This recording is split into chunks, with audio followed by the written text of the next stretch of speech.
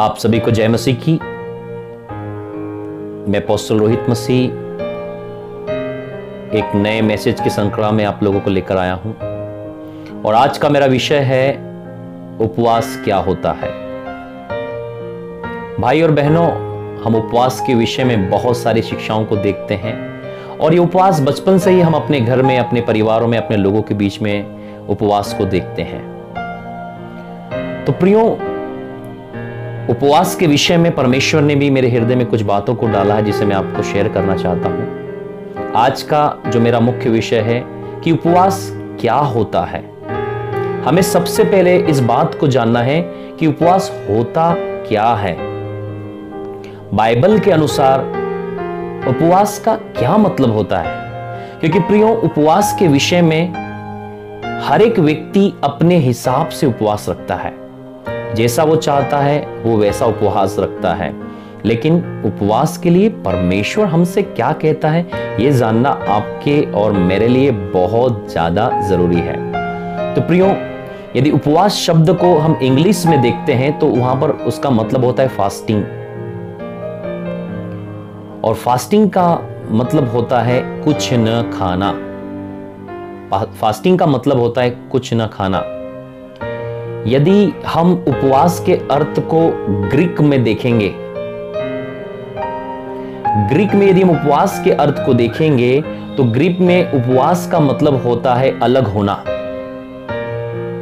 यदि हम हिब्रू में देखेंगे, इब्रानी भाषा में यदि हम उपवास के अर्थ को देखते हैं तो उसका मतलब होता है पश्चातापी हृदय के साथ परमेश्वर के पास आना। ले व्यवस्था 23 और अध्याय उसके 27 पद में लिखा है, पश्चातापी हृदय के साथ में परमेश्वर यहोवा के पास आना। और मैं आपको बताना चाहता हूं कि हम भारत में रहते हैं और हिंदी भाषा में उपवास का क्या अर्थ होता है, क्या मतलब होता है। तो हिंदी भाषा में उपवास जो शब्द है वो दो शब्दों से मिलकर बना है। पहला है उप, दूसरा है वास। उप धनवास बराबर उपवास। सब लोग बड़े ही ध्यान से इस बात को सुनिए।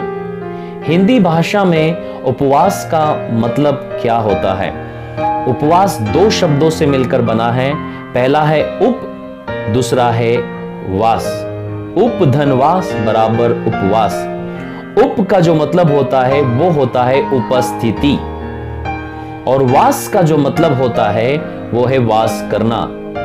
इसका हम यदि जोड़कर देखते हैं तो इसका पूरा अर्थ निकलता है उपस्थिति में वास करना।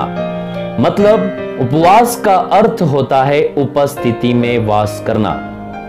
तो जब कभी आप और मैं उपवास करने की सोचते हैं, इसका मतलब हम उपस्थिति में वास करने की सोचते हैं।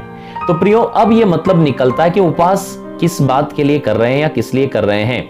यदि हम उपवास परमेश्वर के साथ संगति करने के लिए कर रहे हैं तो हम परमेश्वर की संगति में उपवास करेंगे। कई लोग उपवास जो करते हैं वो जॉब पर उपवास रखते हैं और वे लोग जॉब पर चले जाते हैं। तो मेरे भाई और बहनों, मैं आपको बताना चाहता हूं, आप नौकरी की उपस्थिति में वास कर रहे हैं, यह आपका उपवास है। नौकरी के साथ उपवास। कई लोग बाहर जाते हैं, उस घर घूमने चले जाते हैं उपवास में, तो वो घूमने के साथ उपवास करते हैं। कई लोग सो जाते हैं उपवास में, वो सोकर उपवास कर लेते हैं।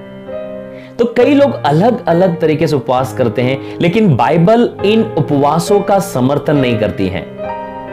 यदि आप उपवास करते हुए नौकरी जा रहे हैं तो बाइबल इस उपवास का समर्थन नहीं कर रही, ये आपकी स्वेच्छा है। लेकिन बाइबल इस बात का समर्थन नहीं करती है कि आप उपवास में नौकरी पर जाएं, आप उपवास में घूमने जाएं, आप उपवास में इधर उधर जाएं। लेकिन बाइबल उपवास में यह कहती है कि आपको अलग होना है। यदि आप उपवास करना चाहते हैं तो आप और परमेश्वर एक द्वार बंद करें, आप और परमेश्वर रहें, कोई भी चीज उपवास में आपके बीच में न आने पाए। तो एक सही उपवास का अर्थ यही होता है। यदि आप उपवास रखना चाहते हैं मेरे भाई और बहनों, तो मैं आपको एक सलाह देना चाहता हूं कि आपको संसार से अलग होना पड़ेगा।